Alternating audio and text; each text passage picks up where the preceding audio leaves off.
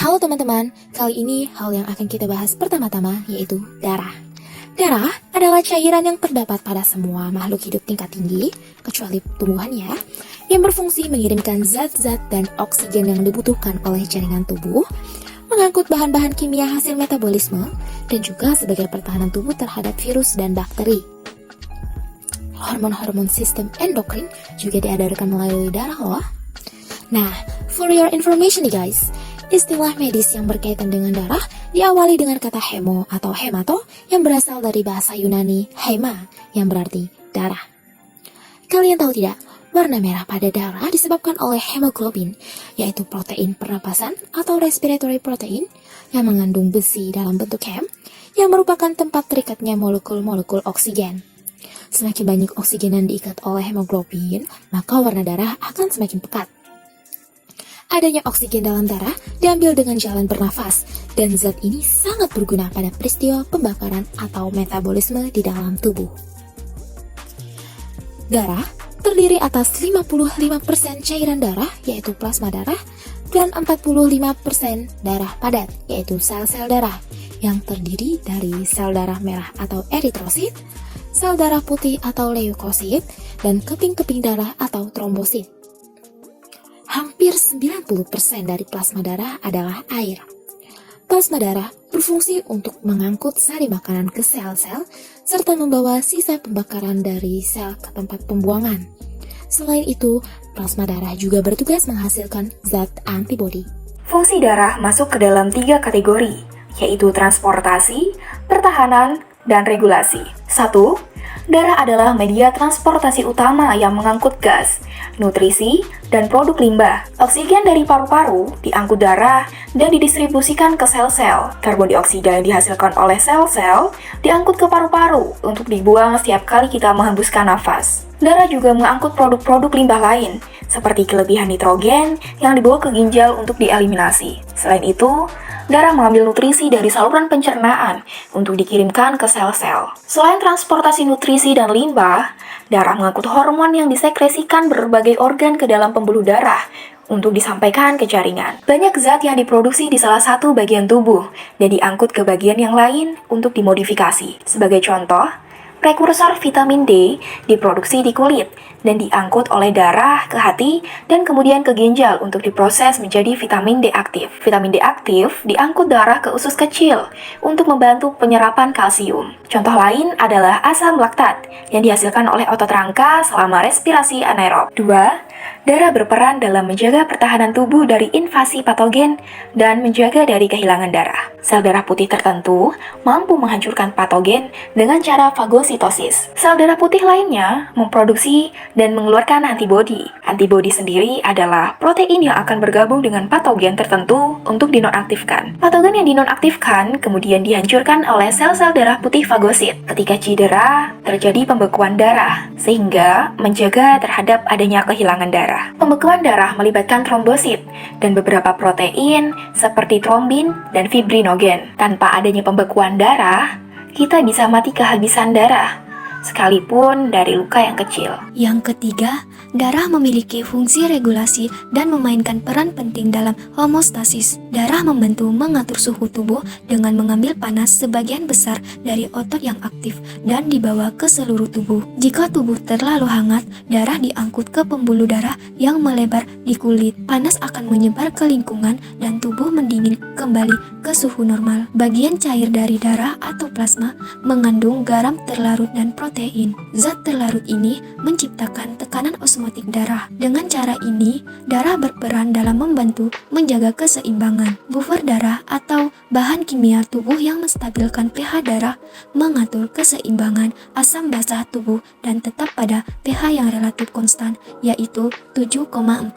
Karakteristik umum darah meliputi warna, viskositas, pH, volume, dan komposisi. Yang pertama, warna. Darah arteri berwarna merah muda karena banyak oksigen yang berkaitan dengan hemoglobin dalam sel darah merah. Darah vena berwarna merah tua atau gelap karena kurang oksigen dibandingkan dengan darah arteri. Yang kedua, viskositas. Viskositas darah 3/4 lebih tinggi daripada viskositas air, yaitu sekitar 1048 sampai 1066. Yang ketiga, pH. pH darah bersifat alkali dengan pH 7,35 sampai 7,45. Yang keempat, volume. Pada orang dewasa, volume darah sekitar 70 sampai 75 mili atau kg berat badan atau sekitar 4 sampai 5 liter darah. Yang kelima, komposisi. Darah tersusun atas dua komponen utama, yaitu yang pertama, plasma darah, yaitu bagian cair darah atau 55% yang sebagian terdiri dari 92% air, 7% protein, hasil metabolisme, gas pernapasan, enzim, hormon-hormon, faktor pembekuan dan garam-garam organik, sedangkan 45% terdiri dari sel-sel darah. Fungsi plasma darah. Yang pertama, mempertahankan tekanan koloid, osmotik darah serta asam basa darah. Yang kedua, mempertahankan asam basa darah. Yang ketiga, berperan dalam pembekuan darah. Yang keempat, berperan dalam pertahanan tubuh karena memiliki faktor imunoglobin. Sel-sel darah atau bagian padat. Kira-kira 45% terdiri atas eritrosit atau sel darah merah atau red blood cell (RBC), leukosit atau sel darah putih atau white blood cell (WBC), dan trombosit atau platelet (PLT). Sel darah merah merupakan unsur terbanyak dari sel darah 44%, sedangkan sel darah putih dan trombosit 1%. Sel darah putih terdiri dari basofil, eosinofil, neutrofil, limfosit, dan monosit. Eritrosit. Sel darah merah atau eritrosit adalah merupakan bentuk cakram bikonkav yang tidak berinti, cekung pada kedua sisinya, dan berdiameter kira-kira 7,8 mikrometer dan dengan ketebalan pada bagian yang paling tebal 2,5 mikrometer dan pada bagian tengah 1 mikrometer atau kurang. Fungsi utama dari sel-sel darah merah adalah mengangkut hemoglobin dan mengangkut oksigen dari paru-paru ke jaringan. Jumlah sel darah merah kira-kira 5 juta per milimeter kubik darah pada rata-rata orang dewasa dan berumur 120 hari. Sel yang telah tua dihancurkan di limpa. Hemoglobin dirombak kemudian dijadikan pigmen bilirubin atau pigmen empedu. Pembentukan sel darah merah dirangsang oleh hormon glikoprotein, eritroprotein yang dianggap berasal dari ginjal. Bentuk eritrosit dapat berubah-ubah, sel berjalan melewati kapiler. Leukosit. Ukuran leukosit lebih besar dibandingkan eritrosit dan memiliki inti. Leukosit tidak memiliki hemoglobin sehingga tidak berwarna. Jumlah leukosit tidak sebanyak eritrosit, berkisar 5-10 juta per milimeter darah atau rata-rata 7 juta sel per milimeter darah yang dinyatakan dengan 7.000 per milimeter kubik. Leukosit merupakan sel darah yang paling sedikit jumlahnya, sekitar 1 sel leukosit untuk setiap 700 eritrosit. Jumlah leukosit dapat bervariasi tergantung pada kebutuhan pertahanan yang selalu berubah-ubah. Leukosit memiliki fungsi menahan invasi oleh patogen melalui proses fagositosis, mengidentifikasi dan menghancurkan sel kanker yang muncul di dalam tubuh, membersihkan sampah tubuh yang berasal dari sel yang mati atau cedera. Terdapat 5 tipe leukosit, yaitu granulosit atau neutrofil, ionosofil, basofil yang sifatnya polimorfonuklear, memiliki inti lebih dari satu lobus, dan granulosit atau monosit, limfosit yang memiliki hanya satu lobus pada intinya atau mononuklear. Trombosit. Trombosit atau keping darah atau bisa juga disebut platelet bukan merupakan sel utuh, tapi merupakan potongan keping sel yang terlepas dari tepi sel luar suatu sel besar di sumsum tulang yang disebut megakariosit. Trombosit terdiri dari sejumlah kecil sitoplasma yang dikelilingi oleh membran plasma. Trombosit berbentuk cakram dan rata-rata diameter sekitar 3 mikrometer. Permukaan trombosit memiliki glikoprotein dan protein yang memungkinkan trombosit untuk menempel pada molekul lain, seperti kolagen dalam jaringan ikat. Dalam setiap mililiter darah pada keadaan normal terdapat sekitar 250.000 trombosit atau kisaran 150.000 sampai 350.000 per milimeter kubik. Trombosit tidak mempunyai inti, namun terdapat organel dalam enzim sitosol untuk menghasilkan energi dan mensintesis produk sekretorik yang disimpan dalam granul. Trombosit mengandung aktin dan miosin dalam konsentrasi tinggi sehingga trombosit dapat berkontraksi. Harapan hidup trombosit sekitar 5-9 hari dan setelah itu akan dihancurkan oleh makrofag. Trombosit diproduksi dalam sumsum merah. Trombosit tidak keluar dari pembuluh darah, tetapi sepertiga dari trombosit total selalu tersimpan di rongga-rongga berisi darah di limpa, yang akan dikeluarkan oleh limpa jika terjadi pendarahan. Trombosit memainkan peran penting dalam mencegah kehilangan darah dengan cara membentuk keping atau butiran yang menutup lubang kecil di pembuluh darah, dan merangsang dibentuknya konstruksi bekuan yang membantu menutup luka besar di pembuluh darah. Penyakit berkam darah.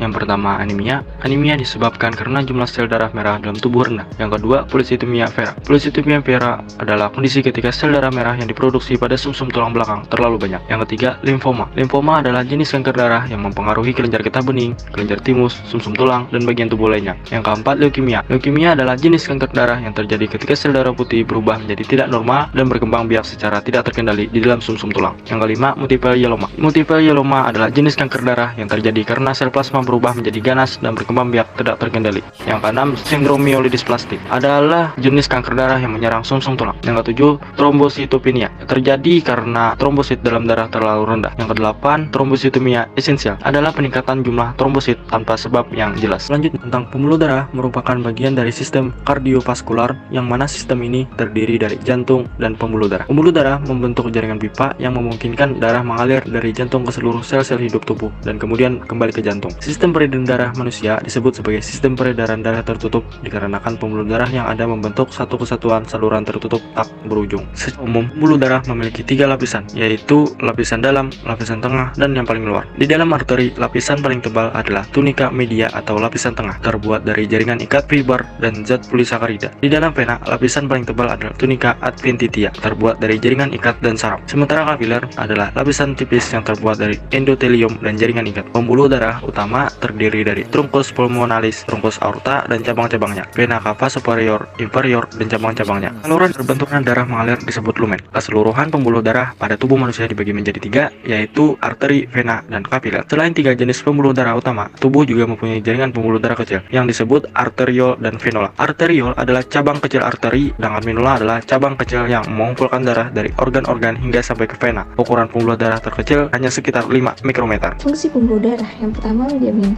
keadekuatan suplai materi yang dibutuhkan jaringan tubuh, mendistribusikan dan membuang zat metabolisme. Yang kedua, sebagai tempat mengalirnya zat dari jantung ke seluruh jaringan tubuh dan sebaliknya. Yang ketiga, sebagai sistem pengaliran darah tertutup. Jenis-jenis pembuluh darah. Yang pertama, arteri atau pembuluh nadi. Arteri menjadi saluran transportasi yang membawa darah kaya akan oksigen dari jantung menuju ke seluruh tubuh. Dinding arteri terdiri atas 3 lapis, yaitu lapisan bagian dalam yang terdiri atas endotelium, lapisan tengah terdiri atas polos dengan serat elastis, dan lapisan terluar terdiri atas jaringan ikat elastis. Arteri terdiri atas aorta, yaitu pembuluh dari bilik kiri menuju ke seluruh tubuh. Arteri pulmonalis, yaitu pembuluh darah yang membawa darah menuju ke paru-paru, dan arteriol, yaitu cabang arteri. Yang kedua, vena atau pembuluh balik. Vena terdiri atas vena pulmonalis, membawa darah dari paru-paru ke serambi kiri jantung. Yang kedua, vena cava inferior, membawa darah dari bagian bawah tubuh ke serambi kanan jantung. Dan vena cava superior, membawa darah dari bagian atas tubuh menuju ke serambi kanan jantung. Yang ketiga, kapiler. Pembuluh darah kapiler sangatlah tipis dan halus, berdiameter kira-kira 5 mikrometer dan hanya terdiri atas 2 lapisan sel, yaitu lapisan dalam sel endotel dan lapisan luar sel yaitu epitel. Pembuluh kapiler ada 3 jenis, antara lain kapiler kontinu, kapiler fenestrasi, dan kapiler sinusoid. Adapun fungsi kapiler yaitu yang pertama memfasilitasi pertukaran oksigen dan karbon dioksida, yang kedua menukar cairan dan nutrisi, dan yang terakhir mendukung aliran darah. Tekanan darah. Tekanan darah adalah gaya yang darah berikan terhadap dinding pembuluh darah. Ketika jantung berdetak, ada 2 hal yang dilakukannya, yaitu berkontraksi kemudian mendorong darah untuk dialiri ke seluruh tubuh, serta mengendur yang diiringi dengan kembalinya aliran darah ke jantung dari seluruh tubuh. Kegiatan mendorong darah dan berkontraksi menghasilkan tekanan yang disebut dengan tekanan sistolik. Sementara itu, angka diastolik menandakan tekanan pada jantung ketika istirahat. Ini adalah waktu di mana jantung menerima darah dari paru-paru yang berisi oksigen. Darah tersebut merupakan darah yang akan dialiri ke seluruh tubuh. Tekanan darah dipengaruhi oleh beberapa faktor, diantaranya yang pertama umur, kedua kegiatan atau kerja otot perbalsika, ketiga ketinggian atau gravitasi, keempat ekspirasi dan inspirasi, kelima kerja jantung, dan yang keenam pengaruh berpikir. Tekanan darah normal atau tensi. Angka normal tensi pada setiap orang berbeda-beda. Salah satu faktornya adalah usia. Berikut ini adalah batas tekanan darah normal berdasarkan usia seseorang. Pada orang dewasa 120-80 mmHg. Pada bayi yang baru lahir, angka sistoliknya sekitar 60-90 dan angka diastoliknya 20-60 mmHg. Pada bayi, angka sistoliknya sekitar 87-105 dan angka diastoliknya 53-66 mmHg. Pada anak-anak anak usia 3-7 tahun, angka sistoliknya sekitar 95-110 dan angka diastoliknya sekitar 56-70 mmHg. Dan pada anak remaja, angka sistoliknya 112-128 dan angka diastoliknya 66-80 mmHg. Hipertensi yaitu peningkatan tekanan darah di atas nilai normal atau melebihi 120 atau 80 mmHg. Berdasarkan penyebabnya, hipertensi dibagi menjadi dua golongan, yaitu hipertensi esensial, hipertensi yang tidak diketahui penyebab, dan hipertensi sekunder, yaitu hipertensi yang diketahui penyebabnya.